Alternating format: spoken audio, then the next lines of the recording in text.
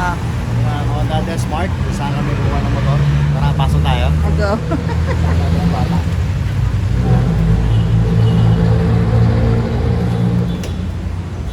May nag-aantay sa amin doon, no? Ang aming hihigay. Natin naman magandaan. Oh, summer free savings daw, oh. Pati ako kasali, dapat kasali ako yan. Binablogin namin. Kung kukuha kayo, mas mabilis na pita nyo si Kyle. Ang pinakamagandang babaeng dilag dito sa Honda Desert. Para naman may video lang, kaya ang ganda ng mga sinasabi. Hindi naman ko naman, no? Kasi syempre yun talaga, para syempre, pag napanood nila eh, at sabihin, parang nakakita. Ano ang plano? Ano ang plano natin? Ano nga, ano plano natin? Kakatapusan na. Oo nga, ano? Ano gagawin natin? Ano plano natin? Kukunin mo na ba? Kaya nga kami nandito, titiis kami sa init para Ay, makuha. pasensya na lang kasi mainit ah. Mabait to, kaya mag-alala. Ganyan talaga kami ng puso. Tapos kami yung YouTube channel natin. Para mag-enjoy ka naman. Baka yung mga matawa sa mga ginagawa. Oo, puro bahay yun. Puro bahay pa. Kaya puro motor na. Vlogger ka na pala. Say, ano lang yan, trip lang yan. Ano ang trip? Tara na, kunin na natin. Nasaan yung Kobe car mo? Ah! Yan. Pipirma na tayo, nanang urungan to. Wala rin magagawa si madam. Pangilan mo ka na to? 3, 4. Tumawa. Hindi ako sanay sa video eh. Wow, malo artista ka. Hindi ka pa pwede mag-ganon. Shy type ako. Shy type. Parang... Yeah. Ano ang katangahan mo? Sino kayo isama mo? Wala akong isama dyan. Ayaw mo ba? Magkakaroon ka ng exposure ng bahay. Pag exposure yan, pupunta siya dito. Pag nag-comment yan, i-endorse ko na. Pag nag-endorse ka na doon, magpapasyon tayo. Ang tawag doon, referral fee. Pinagkakitaan mo lang ako eh. Hindi yung pinagkakataan, what friends are for. Hindi mo na nga kinuha ninong, galit ka pa. Ninong ka na nga, akin na yung advance. Oo. Pabinyagan mo yung anak mong 11 na ba ito na? 3. O, papinyagan ulit natin. Sige, sagot mo yung gasto. Hindi na. Hindi na lang sa may swimming pool. Marunong na talo mga yun.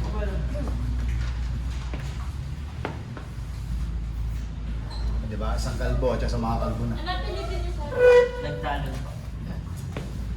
Ba't nyo mo lang ni-review? Hindi ko na-review. Kakabalik ko lang din. Bakit? Wala siya, di ba Pre, sabi? Wala ka ano, dito. wala yung may karapatang ano?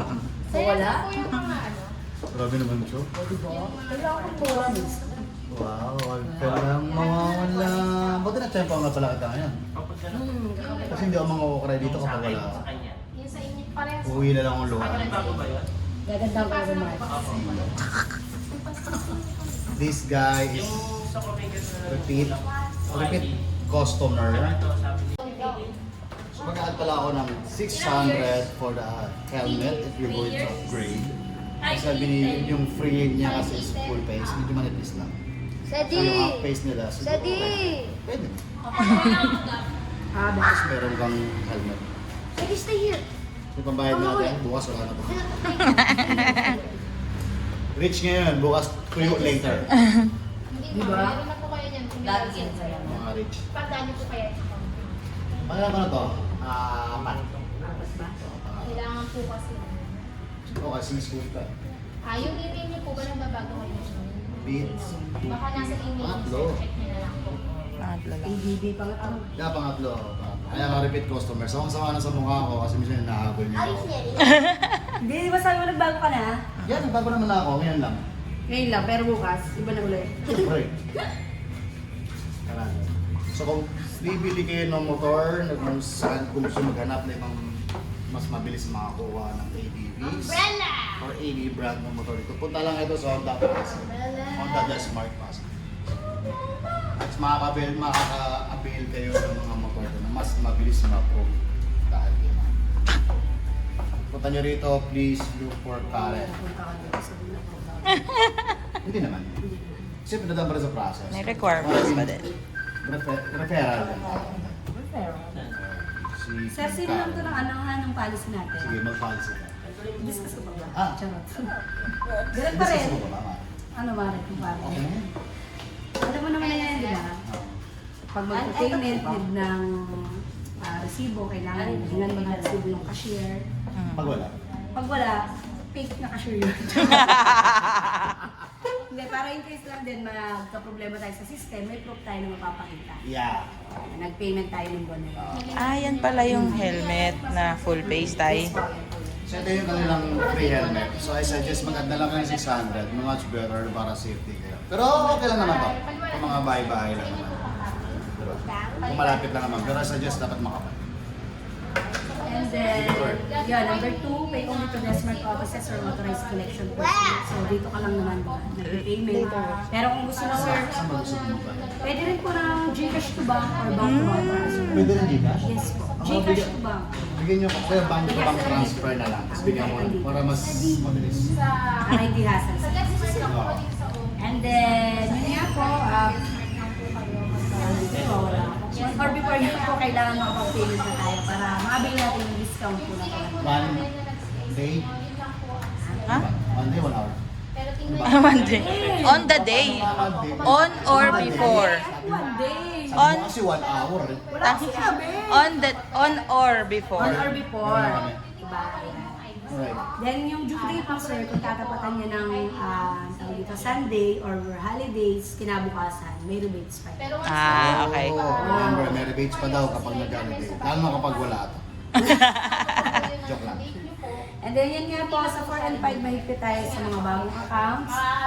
Kung sakali rin po mag-2 months delay tayo, magkakaroon na tayo na compounded penalty na 4% per month. So yung 4% per month, masa magkano? So bigla Ano ba siya yung na monthly mo? 10, 5, 10, 825 825. That's 4%. plus 4%. Magiging 11,250 each.